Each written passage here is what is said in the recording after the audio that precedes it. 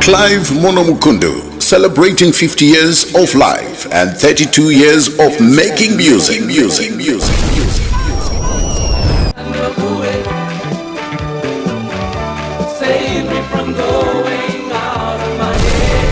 First time yangu kunzwa started kuti aizi CHIRWA was ma 1980 achozoti 84 85 pakabuda yanzi chaduka CHIRWA yanzi chikuita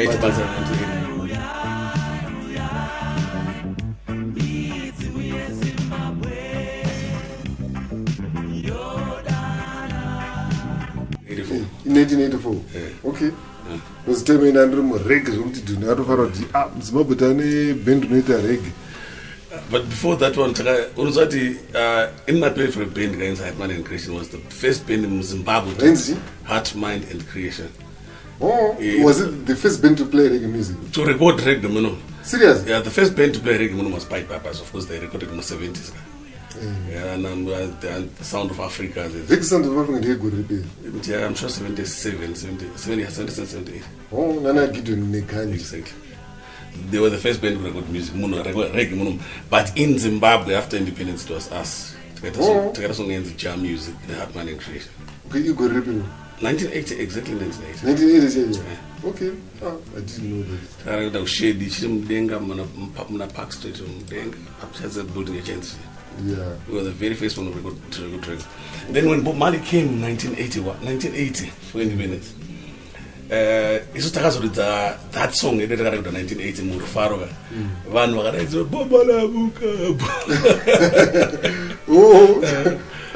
the first band to Twitter. Yeah, we are going to second reggae for me.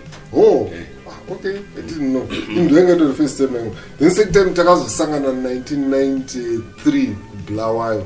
When a band rangu reggae and I know Blawayo.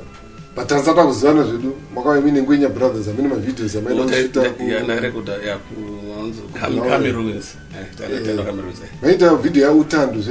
Yeah, jealous. Jealous, okay. So I know that very popular in Jealous. Okay. No video later. Then the third time to meet was in Gweru 1995, 96. That was the first time I was talking about artists. In my mechanic manual bass. In the lead guitar for band runs new creation of Gweru. Oh yeah. So I knew it. I mean, no matter my so a number of people got Mutarati. I knew that also couldn't hear marriage, so they were offended or forgot about Murukuans. Then we didn't say much, but later on, I was my own and I'm so strict. I know teacher Mama never. And then the fourth time I was not to tower and mind. And it was, I think, 1996. HICC. You were playing for Manu Foot. Mina Gideon Zamimba. And there are many debate. I might and yes, my chords. Near 7th chord, major 7th. Then Panarazins, I might pick Sarana CHIRWA, Panana Gideon, Panana outside going. Then Mama said, I'm very going to do this story. So I come and do Pachi. Book so then Bamanba Bukurema codes. Then you started teaching me cassette. This is not a book when is the track about a repair. Then you started teaching me theory chords. So when it comes to square music, a lot of people want to claim it. I'm going to come to this. I always say music in 3 my teachers who in the last side. I don't want to take guitar no but up and up St. Mary's 1988. Then Mwenzi Ambuji 1989 around Bukurema chords. Then the third one was you, Paman's theory chords. And the theory has a shanda singait like Panitame and another jobs ku celebration center. But there with the celebration choir. Saka producer was Andrew Pitt, music chord chart. Saka you taught me how to count my beats. My bars. Because Gutaraga kuma guitar at no one to my bars. I said my bars. So I was in a phrase, then I get bar. So you were the first person to teach me no, you know the bar and each you got 1, 2, 3, 4, that's a bar. Then you taught me theory, I say count my bars, you're going my chord charts. yokucreate macodes saka endright ushamusa kuti munhu uyu wakazvibata kupa unomboenda kucollege of music chichichichi so it was because of lesson yamakandidzidzisa and the funny thing tangoita one lesson anombobvira we just did one lesson but that book ndakanoriverenga mukati ndikadzika naro and I got a lot of information. So the first question would be, according to you, the importance yekuziva the theory side of music. Because pana mwantora does na basa chi. Importance in a basa is very serious. Unzaka music is all about counts, it's like mathematics. Unzaka you cannot be an accountant who knows mathematics. Also, saka if you don't know how to count, I mean we always call it measures. You can never be a real good musician. Like you said, because I'm not bad. I go code chat I got to play. Saka unogona go chito gona kuti zvinhu papa but because I was here technical part of it. Unogona to say so kana to lose bazara ndezvikona. It's very important to know kuti music yakamira sema basics, mainly my basics. Ukaziya my basics ukagara pasi ya practice you are gone, you are better off than munhu anogona kuti asingazizwa kuti. Yeah. Unzati today you say when chand bo major 7. It's one of the most simple chord but unaona wakawanda atomboza kuti not major chord not major 7 saka uvumbuza chati no constructor so no bata so kwamza but unganguti chati turubva pana D7 takuenda pana D major 7 unogona kuvunza D major 7 iye akatoibata yeah unomboza saka unza ndiyo akabata iyo but manje nzomunhu akapuza anongoti wova abata nditi ubva kuti it's a nice chord achazo kuti inoform wase you must know, you must go to the basics shout okay major 7 but wase kundibata ndoita say basics ye music ye theory it's the ground kuti munhu asogona kuti asonakirwa in fact asonakirwa asaomere nochinhu in future ino udhanda ifunga kuti ukaita zibhuku remakodzi nemapicha pandazona kuti chakatopenga kuziva how it's constructed exactly munhu kuti D7 flat 5 ukatrada kuremember bhuku hakuna munhu ane memory yekuremember zibhuku rerese but kuremember macode formulas they can be remembered exactly because I remember kwaAndrew Bird ikoko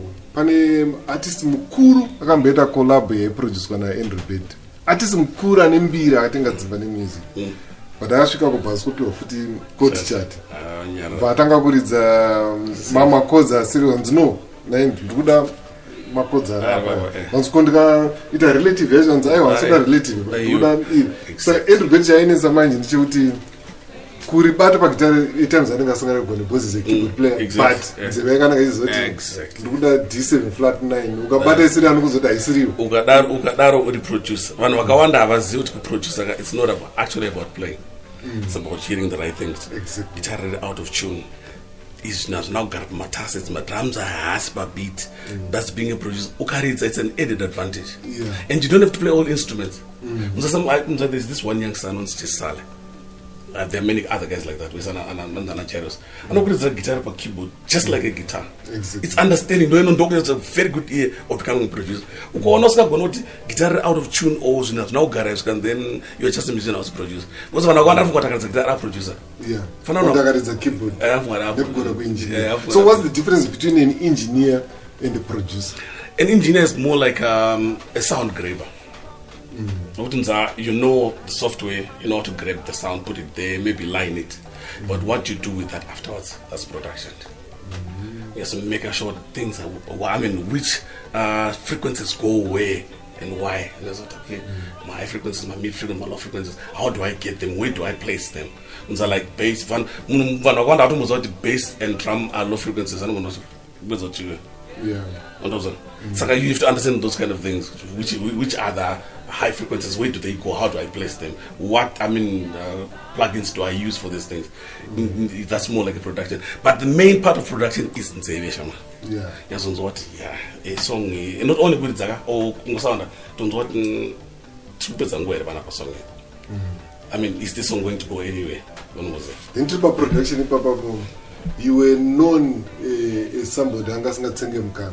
Ngutaro chokoti kana asingagona kuimba mutadza ausigona kuimba.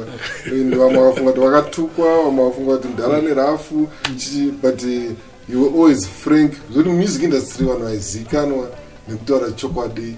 It was you and Brown and Thomas Mapfumo, more three. Some production kwangu nemi.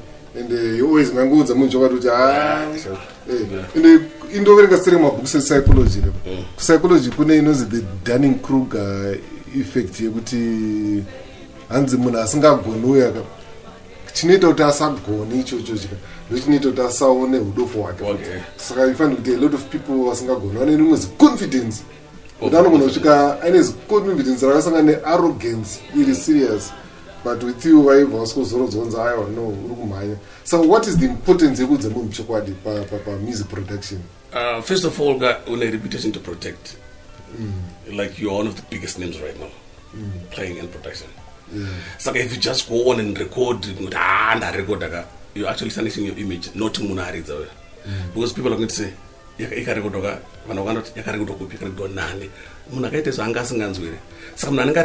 more is actually you or producer. In the cash show, I notice kuti music ikanakidza vanobvunza story munhu ari kuimba ikashata vanobvunza vakaridza. But then pazvakanakira futi pazvakanakira report up and coming artist ni vamwana, not only up and coming, pana vamwana anenge adhiniwa nekuitwa muproduction dzakashata kubva anzwa but yakapenga. The first thing janobvunza kuti yakaitwa nani. That's where you come in, man. Oh, the moon, how do I find moon? My job's for you, and also traveling and all these other things. There was not going to go to University of America. I'll tell you a little story. I get Terminations or shit. But this is one big guy. I watched his production. So I was an understudy to someone. And young guy. Take over. First one was assigned to Andy. So I was more like a T-boy. Mainly when people come into the record, I was like, please make tea for these guys. And I don't want to studio. So when this guy actually did such gira, actually see us also okay, sit down. It's like this on my charts. Plug, okay, also good. So it's been the back. Plaga visa sorera chaka sound chaka audio ishakamira zvakadai saka tapedza manje ndakugona mbishana saka I gave myself a lot of time that sensei studio ndobuda very very late unomuzwa kuti ndakainstigata kuti shed isenze weekend it was through me vaisenza not serious now and again but I got to senza serious ma weekends it was me who ndaida kudzidza ndaida kusenza kasona ndakura. So let me just give all my time to Sarah production. Then later on, this guy and I go any production. This production. Those guys took time until I decided that. Oh, goodness, let me try. No one does it. So the farm. The farm, but do but my jobs are going to open with job bring yeah.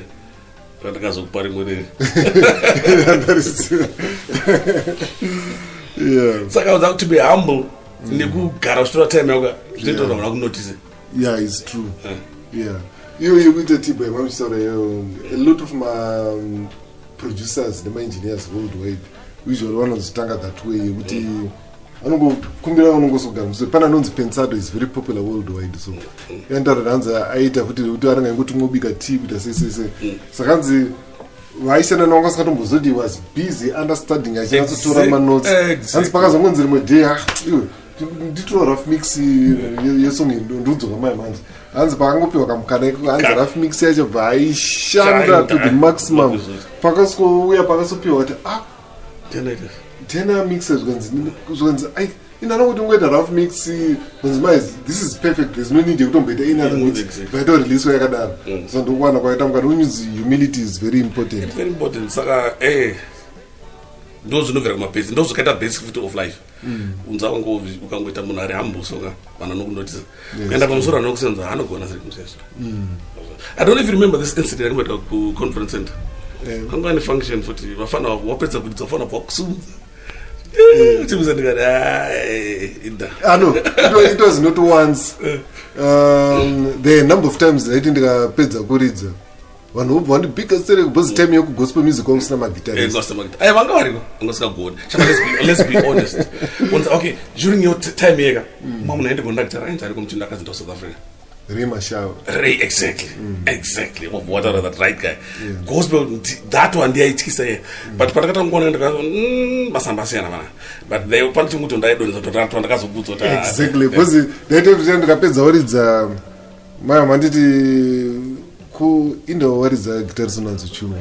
Uranga sino chuma. Someone is saying ngo wakapenga but my school notice pane bazo ti guitar kanga sino chuma. No gadzirisa. The next time I remember my maganditsura ngere uti ndangosvika pa stage pana guitar vamane ko unokunikwa nani. Tell me so ichasvika chichi kana usvika passage yaona usvika nedzungu saka he kept on muchingonditsura a number of things saka a lot of vafana vamaitsura vaita hasha obva wagumbuka obva waita sei. I remember mukeyboardist amene zvimwe zvakataura mamutsura kuHICC futi so inini instead yekugumbuka manje I would come back manje ndanda kuti chingopedza urize instead of waiting for you to come ndindatouya ndosokubvunza kuti sako so how was it today monduzira it was okay zvako but Paul is the sort of wawedzera volume, your volume ended up too loud. Saka what in your agenda, how right, so can check out. Next time, Saka you kept on muchingoni gushura until I think it's news wabo. And for some funny reason, tell me amagazo nditi wabo wacho ndo time ndakasitanga notisona nonobva mutukudzi. Vanatanga kuwana mas jobs akawanda, then vamatanga ndipa ma jobs tereke ku Shade Studios. And then one of the jobs that I'm going to Badara Sterek in the Parks Afro. I remember that I don't think my first color TV. Adam, you saw the same thing. One Adam, first time I would take a color TV, Yangari album, Parks Afro. And it was you, Mama Ronga. Ne, album, Vuvuto Sisters. Don't go like a Badara. Yeah, but younger single, younger Maria Kawan. But the packs of Frangane Masons, Mangani 25.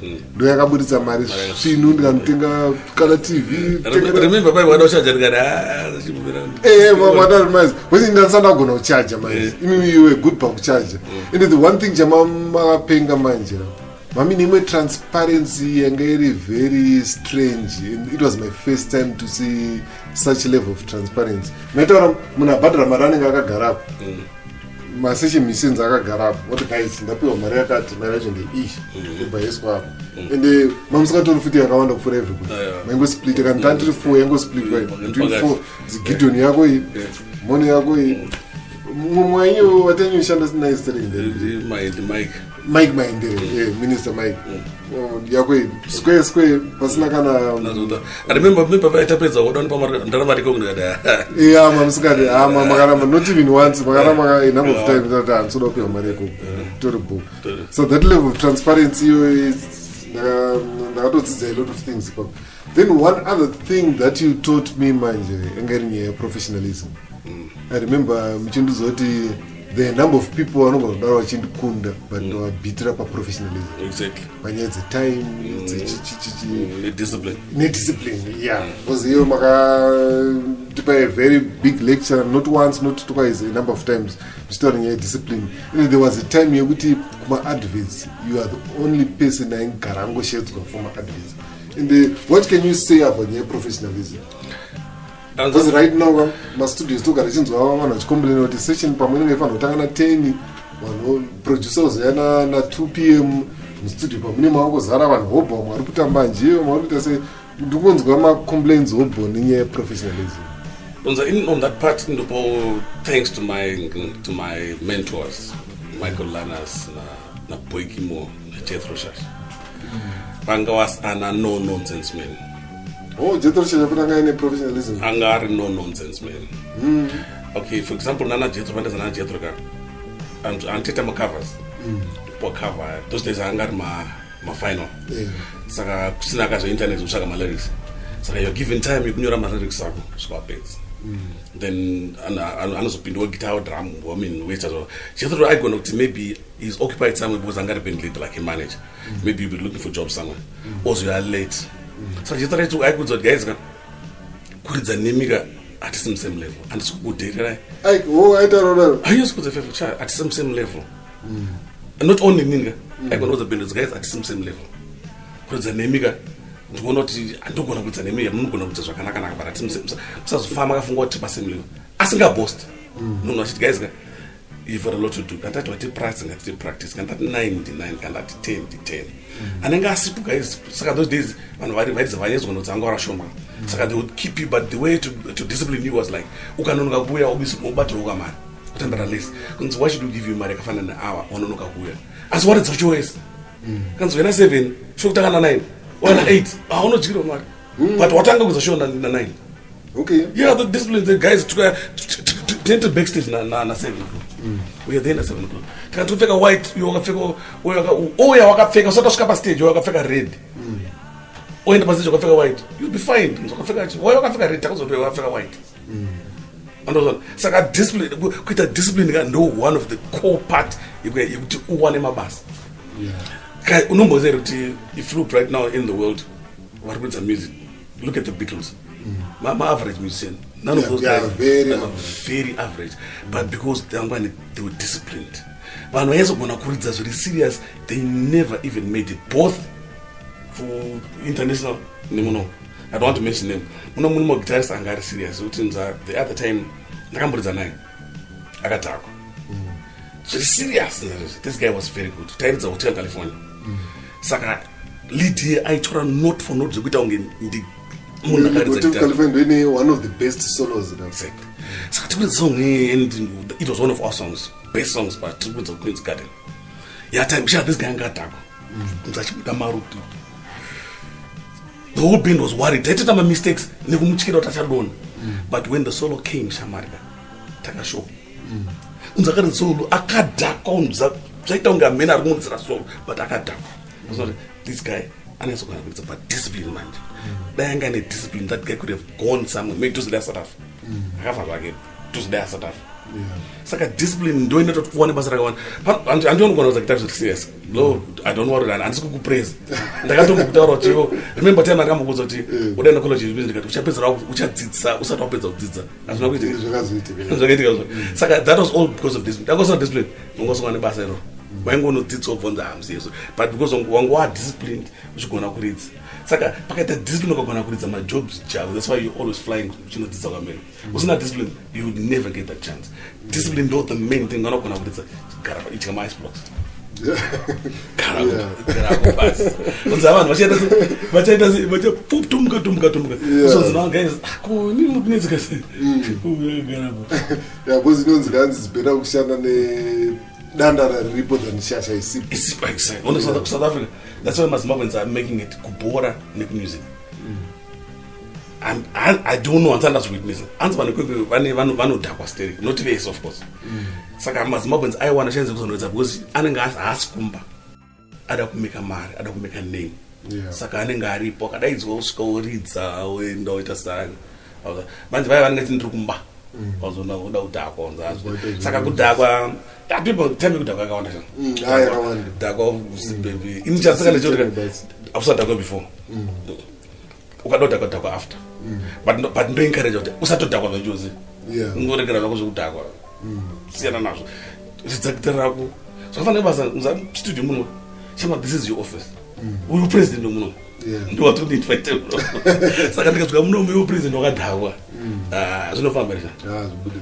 saka ndo zvakafanira kuti uri bhenda rega vanhu vabhadhara mari apa in this case munhu anobhadhara mari chama senza wiki yese mwedzi kuti azokuona wachiridza ubva wakadhakwa chama saka discipline yakapinga haipa lesson yo ndakaibata and then ngini kugospel there is a time yamakaridzira manyeruke then you had a very wonderful combination then later on pamazosiya zoti what was the decision yekusiya kwamakaita gospel level ramamasvika paipa as a group you on bass Gideon Zamimba on keyboard ndara pandirini pagitari nemavocals I mean mwari ani macombination akagadzira evanhu family bhora sport pane combination yekuti chikaitika pane chimwe chinotsoka inobreka marecords ine macombination anenge ari spiritual ari spiritual ahangoitika you don't just pick on ndoridza look at vanhu varidza Jimi Hendrix where are they after Jimi Hendrix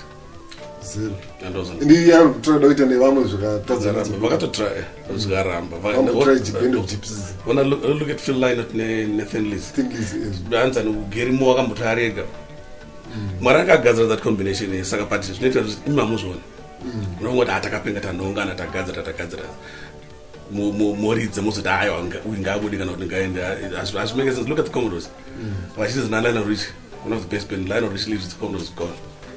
Inenge iri komucha magadzirirwa but then pane mumwe anogona kusenza nemi as the combination oshanda nemi akabuda ungonosumuka futi akadaro but those are not two men vashoma but kazhinji mukaredza muchigona so makadaiso musafunga kuti ari kukombodza ndarigona maybe ari kudza washu ende kutoti zvizofamba kuti fura mumamumese. Then the last question inye bhadhara because mabhendi mazhinji muzimbabwe anozivikanwa nenyaya yekusabhadhara. There are very few vane mbiri yekunzi vanobhadhara because patati kwatuku hadunye kwaibhadhara matizadai ushanda under diplomatic first pay yangu ndatoshaya kuti ndoitei nayo because yange yakawanda.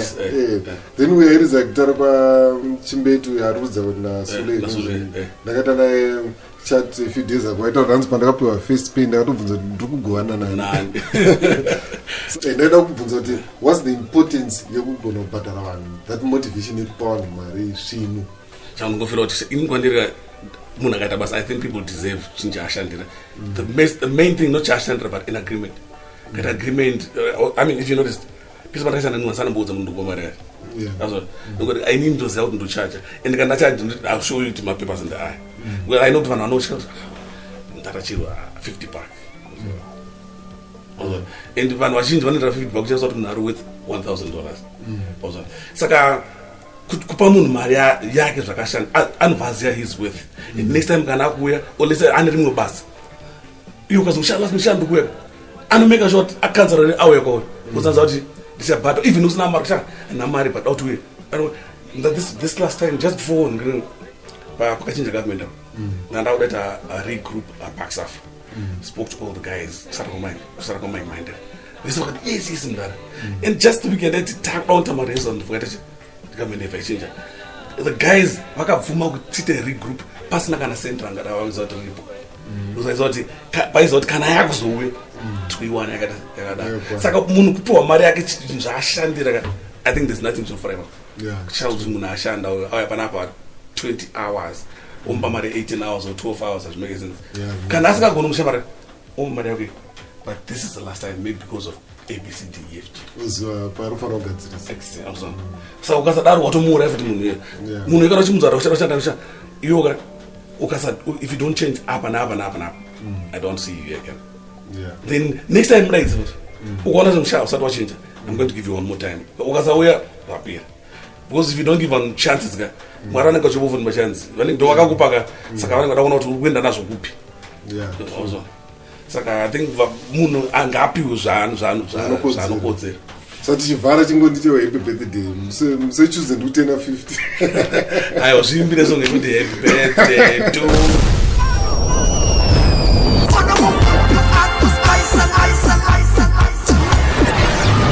Manolio Studio, the harmony of quality and professionalism.